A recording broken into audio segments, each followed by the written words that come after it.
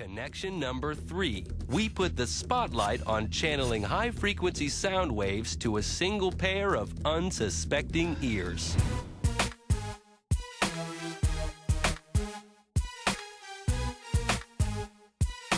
Dr. Joe Pompei is an unassuming MIT grad with the powers of a superhero. He can whisper directly into the ears of patrons at the local library from way up in the balcony. Okay, let's try the guy with the green jacket. Hey. Hey, you. Just be aware that we're keeping an eye on you. So you better cut it out. Pompei achieves this seemingly superhuman feat with a gizmo he invented called the Audio Spotlight. It's a speaker that focuses sound at a specific target. Pompei was your average teenager always tweaking his stereo equipment. But with a twist. He had a gift for engineering and design. He made an incredible scientific breakthrough that began when he was working a summer job at an audio company. I started to become interested in really what the shortcomings of traditional loudspeakers were. He realized that regular loudspeakers can't create directional sound. A loudspeaker is like the light bulb. The sound that's created really goes everywhere. The young engineer wanted to direct sound, just like a laser pointer that you can fuse cats with.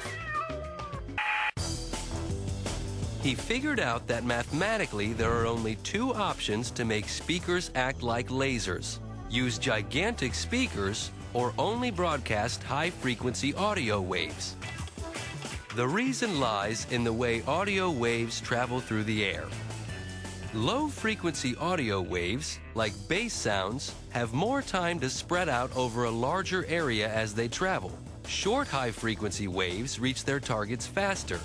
So to get a speaker to beam its sound across the room, you can only use high-frequency sound. In order to create a sound source that's directional, either you need to limit it only to extremely high frequencies, or you need to have a loudspeaker that's tens of meters across. When you create a speaker that big, certainly the beam is that big.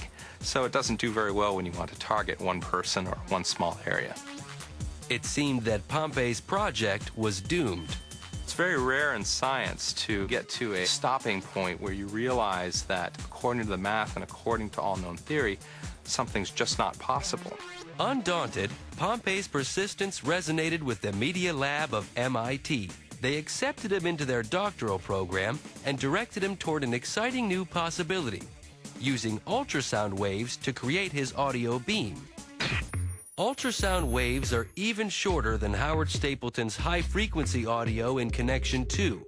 They're so fast and small that no one, not even a teenager, could hear them, and their tiny, quick nature also makes them highly directional. If Pompei could convert ultrasound into audible sound, he'd be able to direct it like a laser beam. Several sleepless nights later, he finally made the math work. Here's his theory. Air is always moving, even in a still room. These air currents deflect sound waves as they travel. Mathematically, there was a way to accurately predict how these air currents would strike the ultrasound waves and convert them into frequencies we can actually hear. Since the ultrasound waves are highly directional, the resulting aim of the audible sound was perfect. The possibilities of this device were endless. One of the fun things we used to do was get up on the balcony 5 stories up in our laboratory building and aim the sound down at people walking below. Sometimes we'd beam smashing glass sounds at the caterers walking by with dishes, or we'd whisper in people's ears, and it was all great fun. Now the owner of a small company selling his invention, Dr. Pompei has grown up some and adopted a more serious tone. Well, most of the time. Okay, I think I'll try hitting the girl with the green. Hey, you. We saw what you did yesterday. Directional sound earned Pompei a Young Innovator Award and the ear of many prominent inventors.